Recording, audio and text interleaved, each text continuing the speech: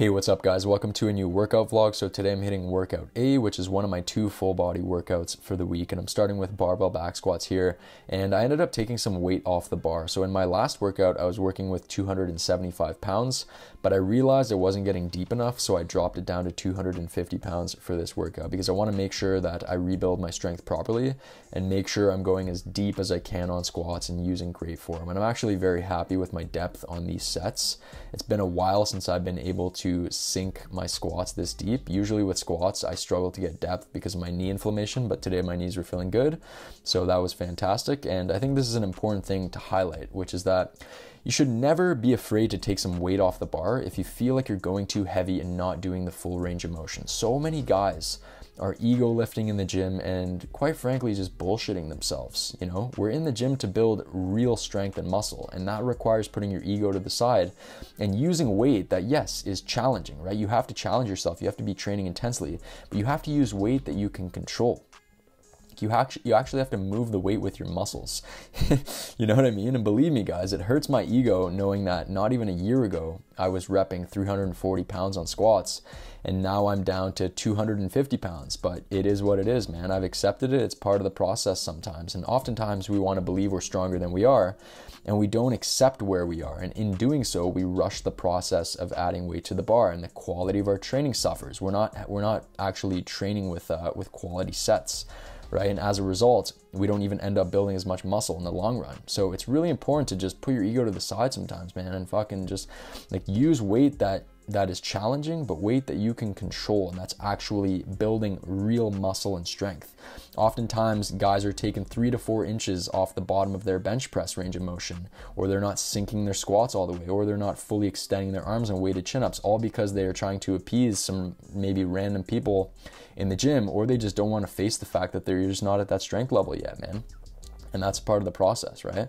So now I'm getting into some weighted chin-ups here.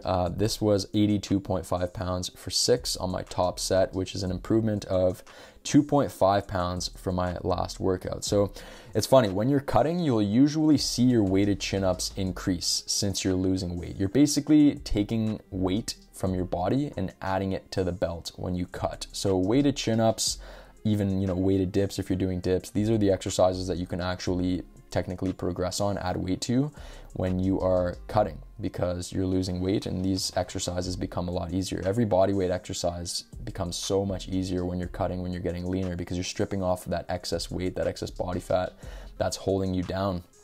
So these were 2 very, very quality sets here. This was 47.5 pounds on my back down set.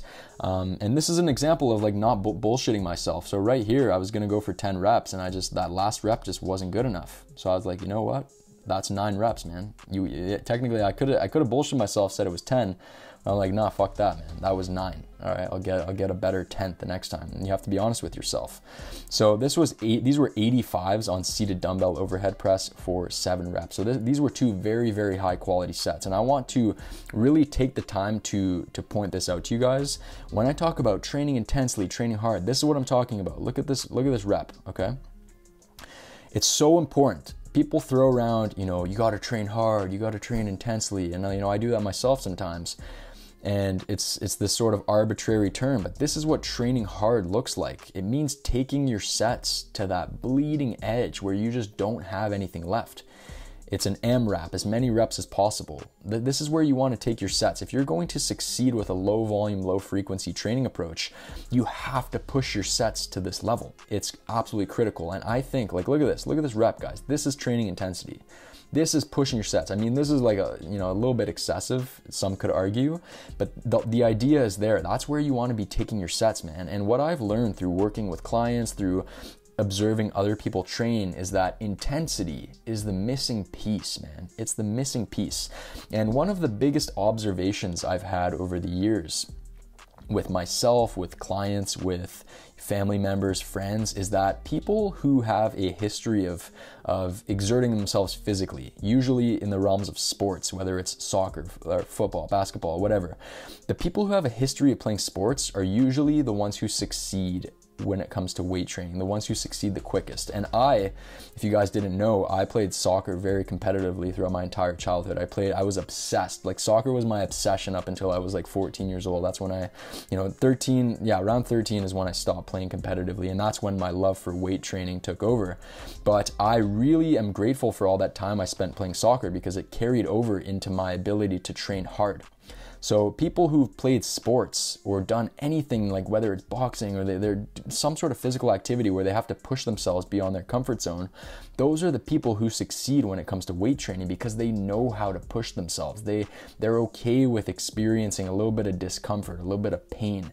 It's the people who've never done anything physically their entire lives, like the people who haven't played sports or anything like that, that have a really difficult time when it comes to weight training, because they have this skewed perception of what it is really like to train hard. And again, it's the missing piece for most people, guys. It's the missing piece. Like, if you up your intensity, everything kind of solves itself in a sense. Like, a lot of people are just missing that sort of ability to push themselves to the bleeding edge, and that's what's going to really stimulate muscle growth. That's what's going to help you build muscle growth quickly. It's pushing your sets to like 0 reps in reserve, 1 rep max in reserve, but really most of your sets should be taken to 0 reps in reserve. And a lot of people, they're leaving 3 to 5 reps in the tank, and no wonder they don't believe that they can succeed training twice per week. And as a general rule of thumb, actually, if you believe it's impossible to build muscle training twice per week, you're not training hard enough. That's the general rule of thumb. I can fucking guarantee you, if you don't think it's possible to build your physique just a couple hours in the gym every week, it's because you don't know how to train hard. That's why you cannot fathom working out just twice per week and building a great physique, because the people who do know how to train hard, they can't be in the gym for more than 2 to 3 times per week without using drugs. So that's the reality, guys. A lot of people just need to up their intensity. That's really the solution to a lot of problems that people face in the gym. So if you guys enjoyed this workout vlog, let me know, and I'll see you in the next one. Peace.